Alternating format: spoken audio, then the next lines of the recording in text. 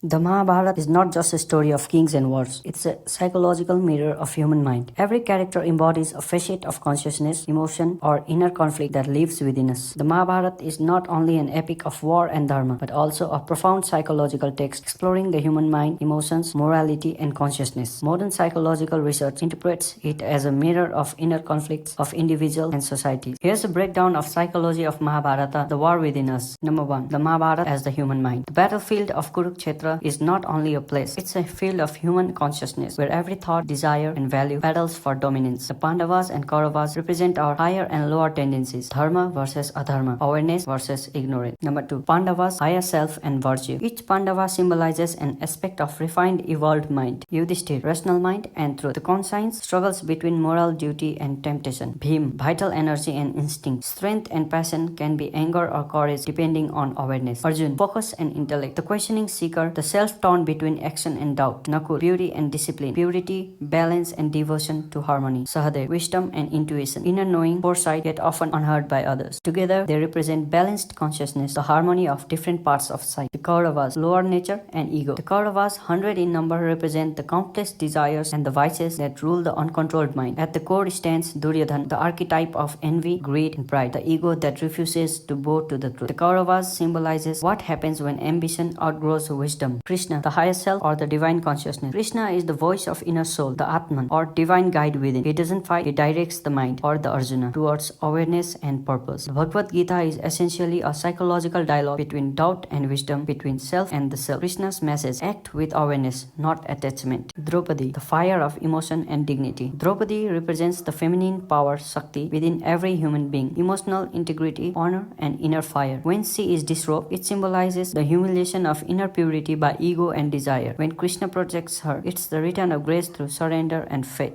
Dharma, the inner law. The core psychology of Mahabharata revolves around dharma, not as rigid morality, but as alignment with inner truth. Every character struggles to understand what is right, showing how ethics are contextual and inner clarity is the only true compass. The war within. Kurukshetra war is the inner war between conflicting thoughts, duties, and desire. It reminds us each of us is both Arjuna and Duryodhana, and life is battlefield where we must choose who wins. Psychological message. Every being is a field of conflict. Dharma is not about rules, it's about self-awareness. Victory is not external, it's inner integration. Krishna's guidance symbolizes awakening of higher consciousness that resolves the chaos of the mind.